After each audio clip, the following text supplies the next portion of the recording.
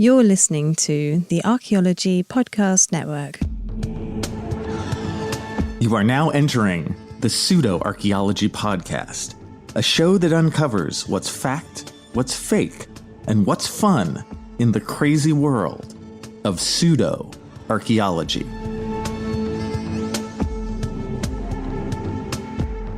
Hello and welcome to the Pseudoarchaeology Podcast, episode 168. I'm your host, Dr. Andrew Kinkella, and tonight I review Graham Hancock's Fingerprints of the Gods. And my first question shall be, if they are gods, do they not leave fingerprints?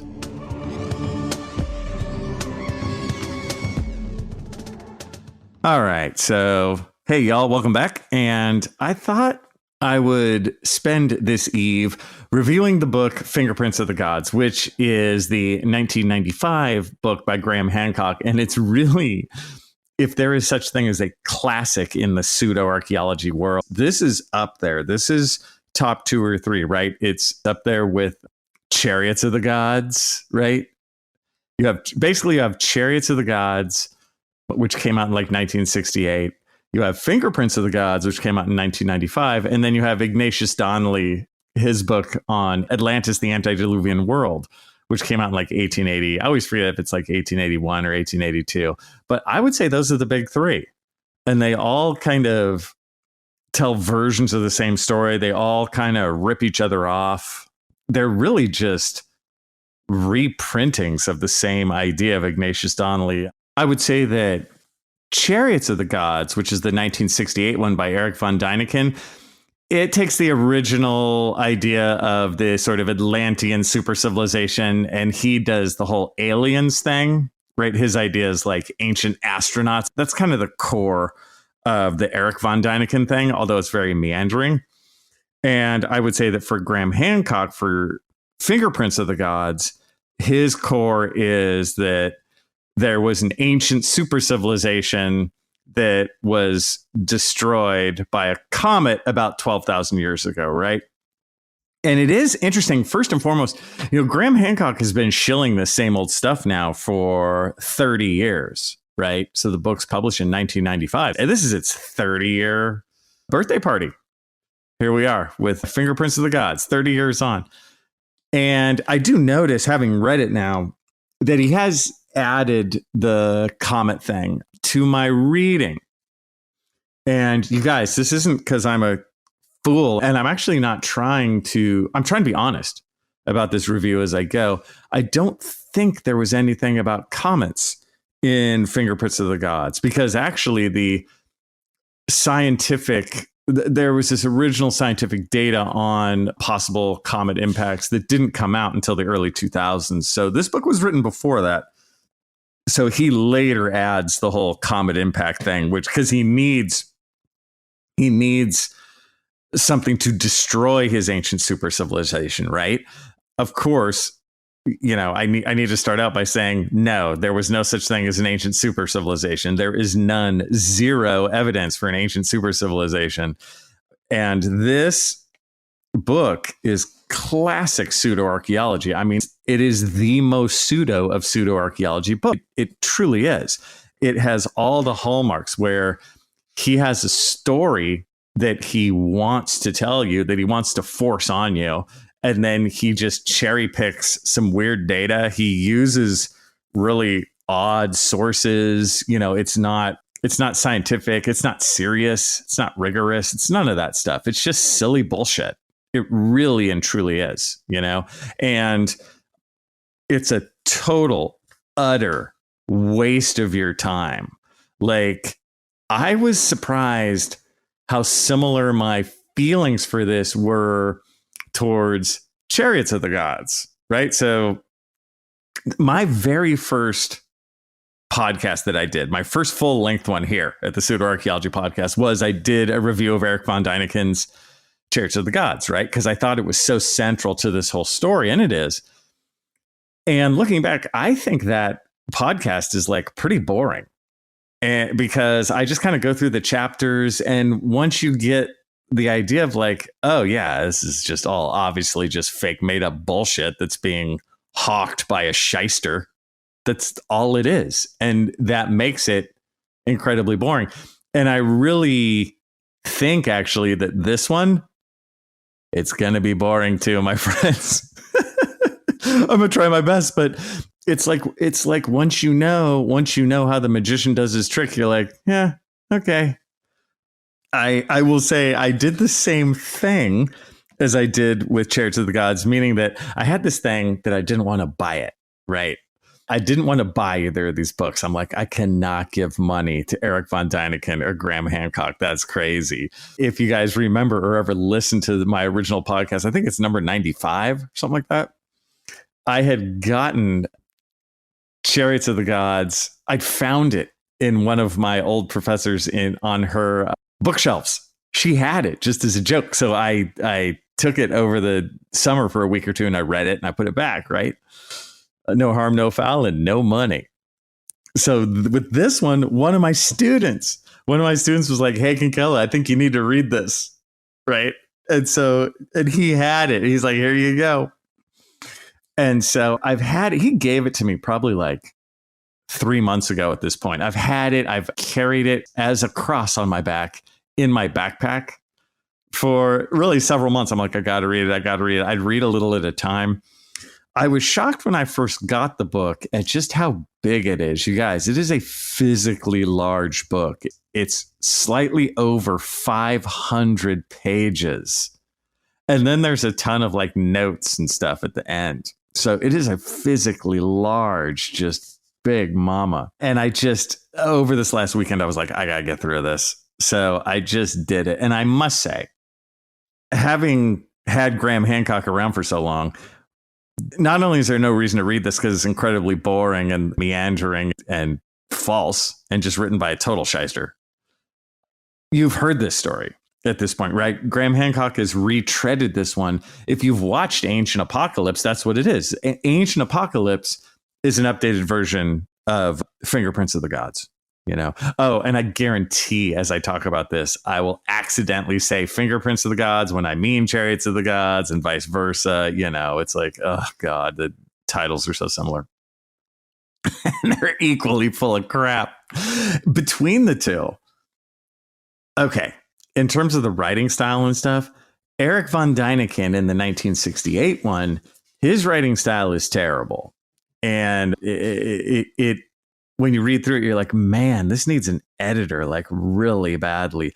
I do think it may have been written in a different language at first and translated into English.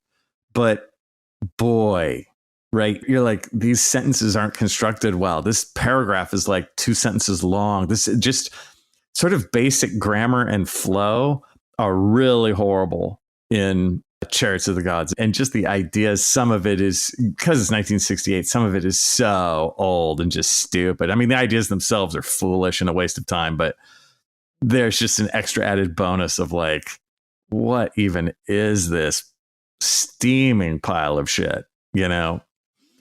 Whereas Fingerprints of the Gods, see, I already did it. Fingerprints of the Gods, the Graham Hancock one, I will say this. And I say the same thing about Graham Hancock on his video stuff. If he wanted to do something good, he could. He is a fine writer. Like Fingerprints of the Gods, there are passages and portions of it that are written very well. And just like when I was talking about the second season of video that I was just talking about, all these titles, you guys, they like swim through my head and they're all like so similar. His Netflix special, Ancient Apocalypse. God, why did it take me so long? His second season, I ruminated on the fact that he was talking about like the remains of settlement in the Amazon, and he could have done an actual real like documentary style video on the Amazon and done something good and done something with facts in it. But he wussed out and angled it towards his same old stupid super civilization thing. And it's just really too bad. And that's what I see. That's what I take out of Fingerprints of the Gods, because so much of it is just, man, you guys, I'll go through all this, but you've heard all this before. And not only have you heard it all before because you watched Ancient Apocalypse, you heard it all before because you read Chariots of the Gods. You heard it all before because actually all of it's a ripoff from Atlantis, the antediluvian world from 1881. You've heard it before because you've watched Ancient Aliens, right? You've heard it before because you've heard other YouTube pseudo-archaeologists say all this same crap, right? So I what's so funny is like, does that mean that Fingerprints of the Gods was ultimately a success? I don't know. I'm shocked, and I'm shocked it was as big of a seller as it is because it's so physically large and boring. Like, I'm like, how, man, because like, even if I was like at an airport going to buy a book, I'd be like, that looks just like too big. It's a big book.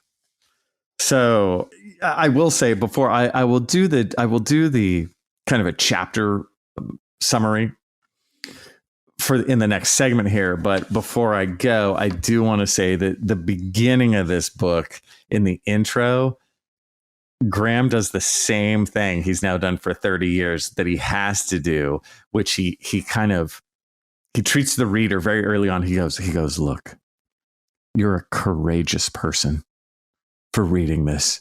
It takes real spine. You are a gladiator for reading this.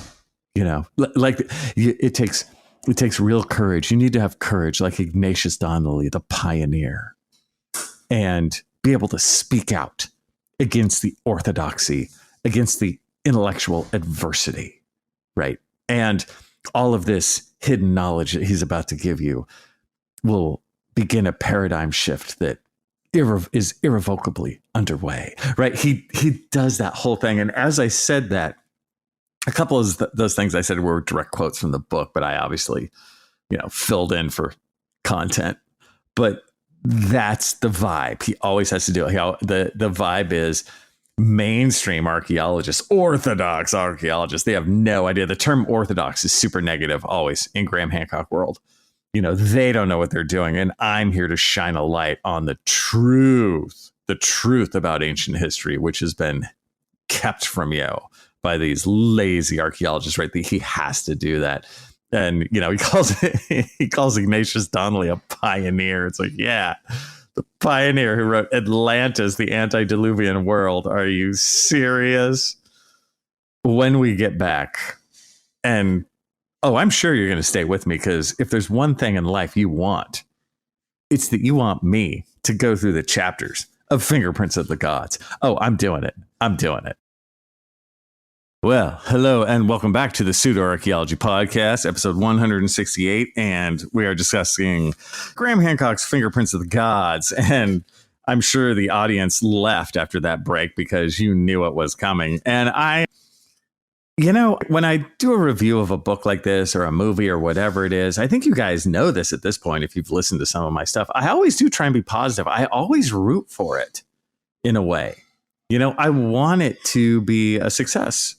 Like, I want it to ultimately have something good about it, because do any of us want to waste our time reading a book or watching a show that has like no salient qualities? You know what I mean? So, as I said in the last part, Graham Hancock is a decent writer. Like, good for him. He could do good stuff if he wanted, but he instead is just too much of a salesman and shyster who wants to sell you this stupid crap. So before I go into all the chapters, to make it make sense, which I find that so much of this pseudo-archaeology crap just doesn't make sense, right? So here's how this is going to flow. And again, there's a bunch of chapters. I'm going to look in the book right now. It has, yes, friends, 52 chapters. 52 chapters. So I will not destroy you and be like, chapter 17. I'm not going to do that. But what I will say is, here's how they chunk out. So, of course, he has like an introduction where he says, archaeologists are terrible and you can't believe them. You need to believe this new secret knowledge that because you're a courageous gladiator. Then he goes into the maps Remember the Piri-Reis map crap? Oh yeah, friends, we're going there. So he talks about, okay, his argument goes, all right, there's these maps that really show that Antarctica used to be warm. It shows that the Earth was much different than we think, just several thousand years ago. And at the time of the super civilization. And then from the maps, he goes on to, I think, sort of talk about sea travel. He talks about like the Inca a lot in this, but I think the idea is just that this ancient super civilization had sea travel to vast distances, and you can see examples of it in like South America.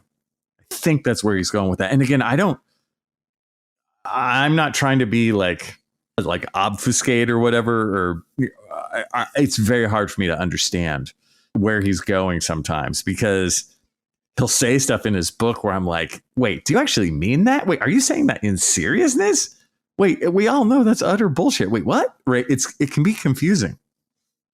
So after he does the maps, then he's like, hey, look, there's evidence of wide-ranging sea travel for the ancient super civilization. Then he spends a long time on the Maya. And I, of course, was interested, being a Mayanist. I'm like, okay, how's he going to spin this? And he really just spends a lot of time on like the calendar and math and that kind of stuff to show that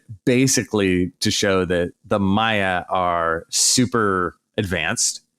And I mean, the brown people there now, could they have done that? No. Super civilization taught them that, right? Then he moves on and spends a lot of time on myths worldwide, with the idea of mythology is real, right? So if there's something like a great flood, or, a great volcanic eruption or earthquake or something, instead of those just being tools of a storyteller or mythology to push sort of a religious belief system or something, he's like, no, these are real, right? These are based on reality. So there actually was a flood. Again, adding to his idea that there was a super civilization 12,000 years ago. So again, to tell you where we're going, he's like, there's maps that are based on how the continents used to be in different places that you don't think. There was evidence of this ancient civilization who had sea travel, and then the Maya are evidence that they were really smart with calendars and math and advanced things. And there's more evidence because the myths from thousands of years ago are actually about real situations. Then he spends a long time on Egypt, of course.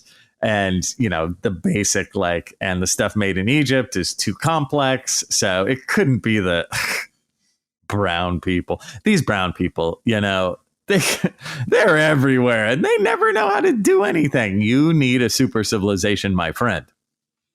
So they do the whole thing about Egypt. And then at the end, he's basically like, yeah, and that's why there had to have been an ancient super civilization. That's the organization of the ideas. Okay. That's where he's going. And I have to say, it was such a hard read for me, you guys. And in honesty, of the 500 pages, I remember around the first 130, I read really well. And all the stuff on the Maya, I read really well. Just because I was curious, because I knew that stuff. I knew all the sites. I'd been to so many of the sites, and I was just curious what he was going to say. But I did skim in some of it because I'd heard the arguments before, something like Piri-Reis map or Nazca lines. I've heard the Graham Hancock argument so many times that I felt okay to skim. I felt like it wasn't against the author because I literally had heard it in other forms. But I did spend a lot of time on this book. I just want to be honest. Okay, so how does this go chapter by chapter? Well, in the beginning, there's the map stuff, right? And he keeps bringing up this guy named Charles Hapgood. And Charles Hapgood was a researcher, and he really leans heavily on Charles Hapgood. If you Google Charles Hapgood and you read the first line from Wikipedia, Charles Hapgood was born in 1904 and he dies in 1982. So he's doing his stuff in the 60s, 70s, that kind of thing. Charles Hutchins Hapgood was an American college professor and author who became one of the best known advocates of the pseudoscientific claim of a rapid and recent pole shift with catastrophic results. That's who Graham Hancock is hanging his hat on, right? And there's a handful of other guys like this as we go through here where you're like, oh, good Lord. And of course, Graham Hancock does this thing where he's like, oh, and they gave Charles Hapgood a cold shoulder, a man ahead of his time. Those are direct quotes. That they cold shouldered. They just didn't listen to his genius. It's like, oh my God, dude. Yeah. Rapid pole shift and Antarctica moved. It's just, see, we're on chapter like 1 and you see my pain. And I think you guys are feeling the pain too. What's funny is I wrote little notes in the margins every so often. I wrote to myself, hard to read because I know it's utter BS. Do you want to deep dive a lie? Exactly, right? You know it's bullshit. And you're like, I don't want to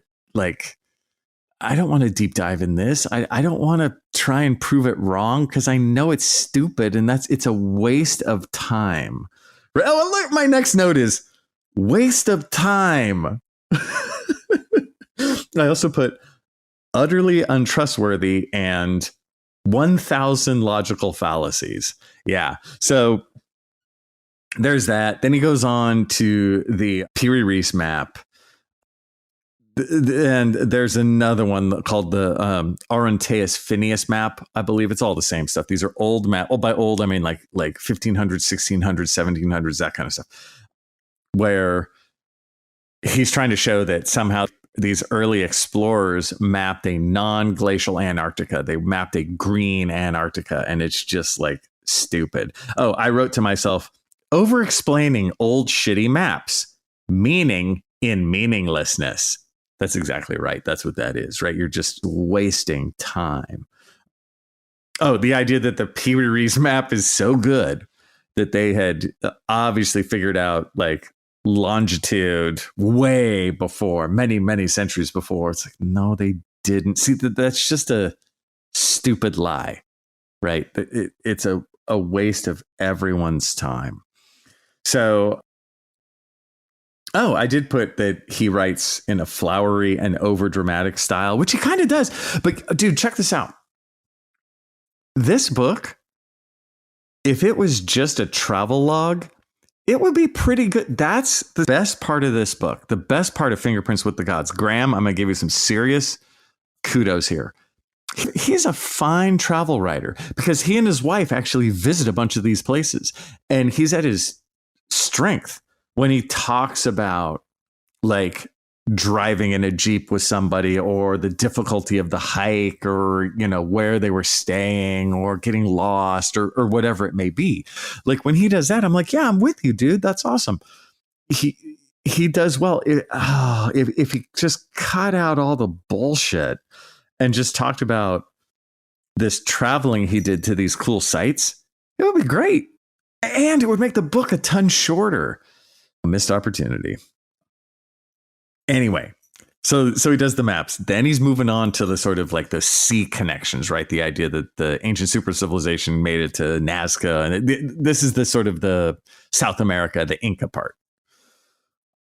Where first, of course, he says the Nazca lines are much older than we date them to. When we as archaeologists talk about the Nazca lines, they usually date to the first several centuries AD, like 300 AD or that kind of thing. But he's like, no. They're much older. I will say, and we have to remember this, that also that Graham Hancock does not talk about aliens. So he's not here to say the Nazca lines were runways for aliens. You got to give him that. The guy is smart enough he never talks about aliens, right? He does not, that's not his deal. His deal is the ancient super civilization, to teach all the brown people how to have civilization. He calls them like the civilizers. Oh, man. And I will say, do I think Graham Hancock is a racist? No, I don't. But does he peddle in like racist ideology? Of course he does. This stuff, this idea that the current people in the Maya area or the Inca area, pick your poison, are just too stupid and backwards to have done the cool ancient stuff that their ancestors did. You know, it's ludicrous and it's sad. And Graham Hancock is no fool. So in the past 20 years or so, he's definitely like tamped down that kind of rhetoric. He's kind of like muted it a lot, right? So, but at the bottom, it still is. It's still this idea that like this ancient super civilization needed to show these people how to do stuff. And it's to civilize them, you know, and it's dumb. Waste of our time. So from the Nazca lines, the Nazca lines are much, much, much older. And somehow I think he was relating it to the lines were done by map makers or something. This is pointless. Then he talks about like Cuzco, the Incas, Viracocha, who's like a god, figure for the Inca. And of course, he talks about Viracocha, this Inca god, as a civilizing white guy, as a foreigner, right? And that idea is going to come back and back and back. Like this idea that they have a beard or they seem Western or, they're not from this area. It goes on and on and on. He goes onward to Machu Picchu. This is all in South America. And he starts talking about alignments. Graham Hancock talks about alignments like all the time. Alignments for me are one of the worst things that I hate in archaeology because so often they're meaningless. You can align anything to anything. You know what I'm saying? It's very easy to make alignments. And even real archaeologists, like they have to watch out and not get caught up. I will believe alignments if they're very, very set in stone and obvious, like something like Stonehenge. Yes, those are real alignments, right? And I've seen others. Certain Maya E groups. Yes, those are alignments. Those are real. And what I mean is alignments to like the summer solstice, winter solstice, this kind of stuff. There are a handful of those things, but this is one of Graham Hancock's greatest foolish moves. Is he puts alignments on everything, and he tries to say that the alignments mean that these sites are much older. And that carbon-14, no, carbon-14 doesn't matter. It's the alignments. And he does that by working in precession. This is something he works into all this stuff. It's just an extra layer of bullshit. So precession's a real thing. Precession, like the Earth, does this thing called precession, meaning it wobbles on its axis a tiny bit. And the wobble takes 26,000 years to complete. It's a little bit. It's like 2 degrees. And what that means in reality for us is like right now, the North Pole, the North Star is directly over the North Pole. But it's only directly over for so long that the where the Earth's north points wobbles a little and it cruises around. It makes sort of a circle in the sky, but that cruise takes super slow. It's 26,000 years. In 26,000 years, it'll be back to the North Star. And it moves so slow that we will notice nothing in our lifetimes, right? It's one of those. But it cruises around where the north will be away from the North Star just a little bit. Like, don't think that it goes all the way across the night sky or something. It'll be just a little bit. It makes this little circle in the sky. And one of Graham's arguments is, well, this stuff doesn't align to anything now, but 13,000 years ago, it aligned to north. It's like, oh my God. And that's why this 1,000-year-old site is actually 13,000 years old. It's like, oh my God, it's just so dumb. See, it just brings me down. It's like, it's just, I put some more notes in the margins. What did I write? Can't trust a thing. Statements made as if there is no other way to see it. Yeah, he constantly goes, and obviously that means this. You can only take this as this. No, you're just spouting horseshit. Oh, and with that, let's leave for a moment and then come back. Well, hello and welcome back to the Pseudoarchaeology Podcast, episode 168. And we are talking about Graham Hancock's Fingerprints of the Gods. And all 2 of you in the audience who are left, we can talk together in a little circle. I'm around chapter 7 or 8. Remember, there's 53 chapters. Don't worry. I'll cruise through these pretty fast. So when we last left, we were in kind of South America, and we were talking about how like alignments at Machu Picchu mean that the site was actually many, many, many thousands of years old because of precession. Oh, God, what a waste of time. And then he goes onward. He talks about Lake Titicaca a little bit. And this is one of those moments, you guys, where I'm not sure if he means this because it's so stupid. I'm like, wait, are you sure? So if Graham Hancock didn't mean this, I'm sorry, I took it wrong. But I think he was hinting, and he does this a lot. He's just sort of hints, or when you see interviews with him, he goes like, well, but what if? What about this? And wouldn't it be fascinating if, and he just sort of blathers on. And this one is, I think that because of the continental shelf like rising, that the ocean water, that Lake Titicaca actually had ocean water trapped in it as it rose. I think that's what he was at, which is like, just like, what? Anyway, I don't know. And moving on.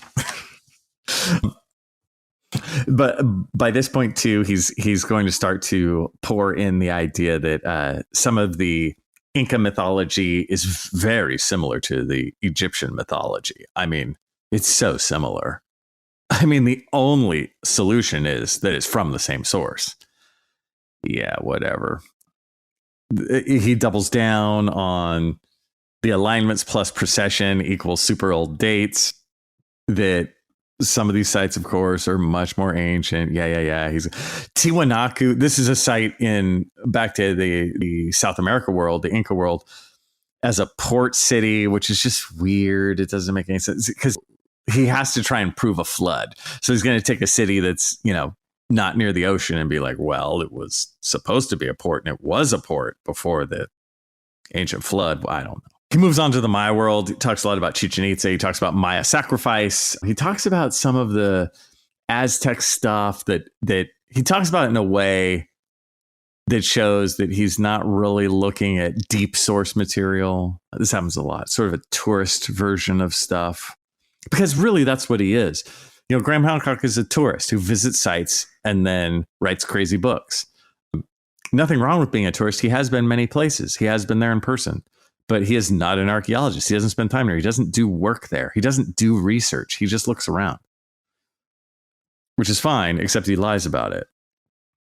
He talks about Quetzalcoatl, again, comparing it to Viracocha, South America. Oh, they're all the same. He goes to Cholula, which is a site in Mexico.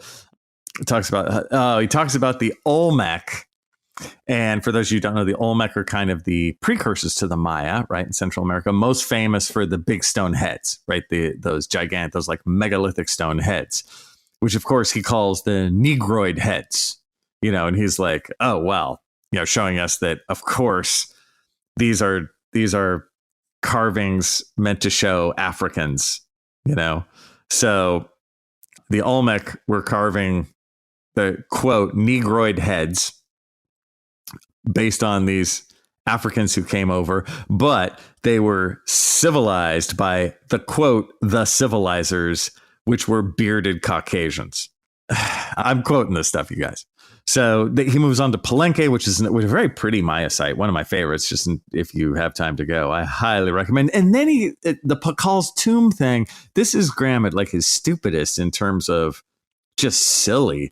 He actually goes with the Eric von Däniken thing to a degree. Eric von Däniken is most famous example of ancient astronauts, like real idiocy, is Pakal's sarcophagus lid.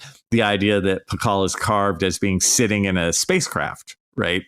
Because he's sitting similar to the Apollo astronauts.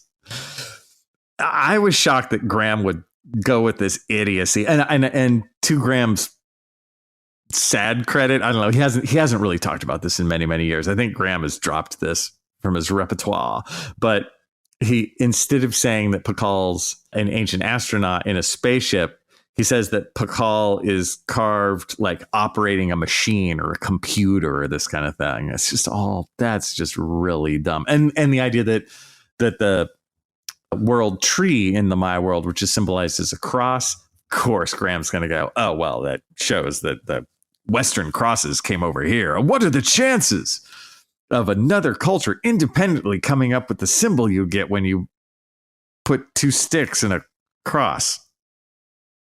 Come on, man. He goes on to Teotihuacan, doubles down on the myths as reality, doubles down on like, hey, what about all these myths about waters and floods and earthquakes and volcanoes, right?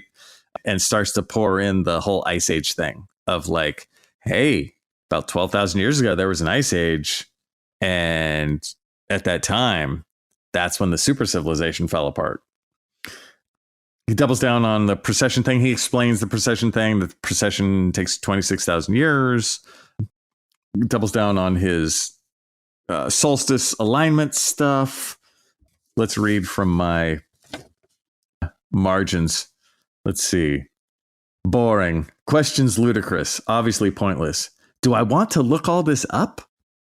Waste of time crap. Extreme diffusion, right? This is an example of, this is the number one thing that pseudoarchaeologists do, which is they use the idea of extreme diffusion, the idea that all cultures are somehow interrelated, the idea that all complex ideas come from one super civilization deep in the depths of time and then diffuse to all the other civilizations, right?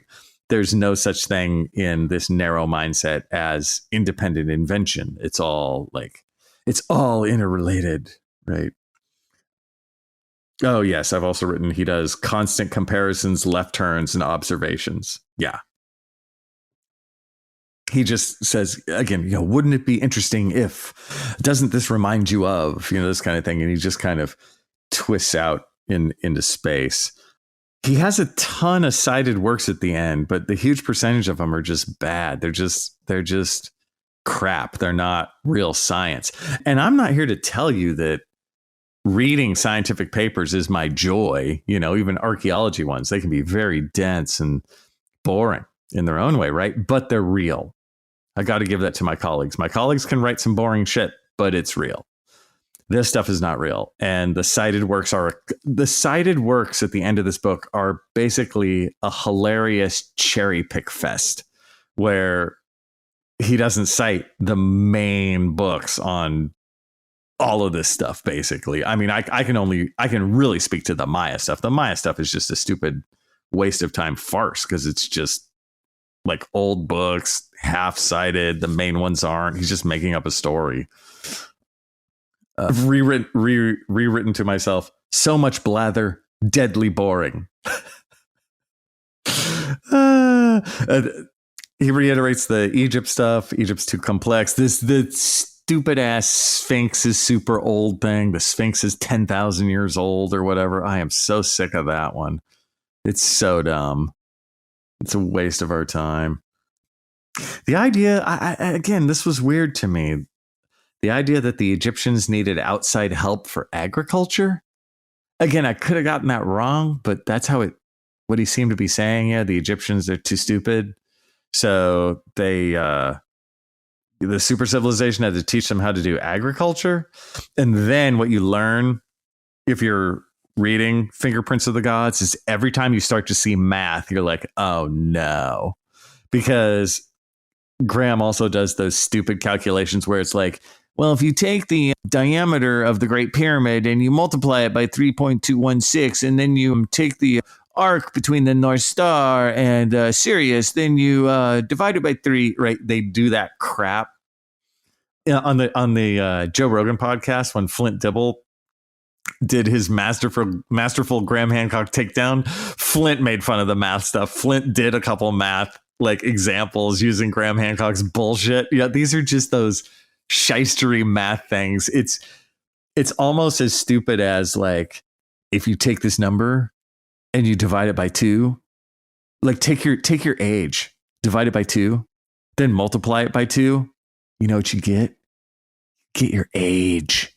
Oh yeah, right. It's not that stupid, but it's the same kind of thing where it's number mumbo jumbo. So he does that, which is again a pure waste of your time. He writes at the end of the book, he writes how his own researcher quit. And basically, I think wrote him this note that just said, basically, what you're doing is crazy. There's no evidence for this. This whole super civilization thing is impossible. And he wrote it in there as like a point of pride, I think. It was weird for me as sort of an outsider. I'm like, your researcher was right, dude. Like, what? Again, I'm just reporting. And then, of course, at the very end, he's like, look, if you need evidence for the super civilization, it's Antarctica, dude. Remember the beginning? Remember your good friend Charles Hapgood? Most famous for his pseudoscience claims? That, you see, the super civilization is underneath the ice in Antarctica, so you need to go over there. And so the idea that me as a real archaeologist needs to waste my time to do that bullshit, it's like, no, I'm not going to waste my time and then find nothing and then go on from there. And that's really the end. I know. I ain't lying. The last page is he interviews like a Hopi wise man in Arizona, and of course the Hopi guy's like, hey, we're doing bad things to our environment and we should all be better to the earth, is basically how it ends. I don't know what to tell you, but that's it. That's 53 chapters. That's over 500 pages. He has Graham being the shyster and fraud that he is. And, it doesn't make me feel good. I don't like talking poorly about people. I don't. When I watch, there's certain YouTube shows and podcasts and stuff that talk poorly about people. I am not a fan of that crap, you guys. I'm really not. And so I've really had to battle myself in terms of how to talk about Graham Hancock, because I don't like accusing somebody of being a fraud or of a shyster. But God, man, he's a total fraud and a shyster. He just is. That's a fact. Look at this ludicrous bullshit that he's been selling. That's just a retread. It's like a retread combo of mostly Ignatius Donnelly's Atlantis, the Antediluvian World, and then a sprinkling of Eric von Däniken, Chariots of the Gods, right? And so, huge portions of it are just ripped from that stuff. I'm not here to say he plagiarized, but he just re-upped the same old ideas and stuck a travelogue onto it. And the travelogue part's good. So I don't know, it's so hard for me to say, but that's the deal. That's what you're getting here. And so there have been a handful of people who've taken up Graham Hancock who have learned from his fraud. And they do that same thing on YouTube or, pick your social media poison. And it's sad. It's too bad that this stuff continues to sell. I get shades of Curse of Oak Island in this, it's where, since they're focused on nothing, since it's just complete bullshit, you are just drilling into nothing, literally. How many times on this podcast have I said the term waste of time? It's really what it is. And I'm of two minds in this because Graham Hancock keeps me employed in the Pseudoarchaeology podcast. You know what I mean? But at the same time, it's an utter waste of time. Read books on real archaeology. Visit a real archaeological site. Listen to real archaeologists. Learn real history. Don't waste your time with a shyster and a fraud and of anyone on earth, the guy who puts pseudo into pseudoarchaeology. And with that, I'll see you guys next time. Thanks for listening to the Pseudoarchaeology podcast. Please like and subscribe wherever you like and subscribe. And if you have questions for me, Dr. Andrew Kinkella, feel free to reach out using the links below or go to my YouTube channel, Kinkella Teaches Archaeology. See you guys next time. The Archaeology Podcast Network is 10 years old this year. Our executive producer is Ashley Airy, our social media coordinator is Matilda Siebrecht, and our chief editor is Rachel Roden. The Archaeology Podcast Network was co-founded by Chris Webster and Tristan Boyle in 2014 and is part of Cultural Media and DigTech LLC. This has been a presentation of the Archaeology Podcast Network. Visit us on the web for show notes and other podcasts at www.archpodnet.com. Contact us at chris@archaeologypodcastnetwork.com. This episode is brought to you by Progressive Insurance. You chose to hit play on this podcast today. Smart choice. Make another smart choice with AutoQuote Explorer to compare rates from multiple car insurance companies all at once. Try it at progressive.com. Progressive Casualty Insurance Company and Affiliates. Not available in all states or situations. Prices vary based on how you buy.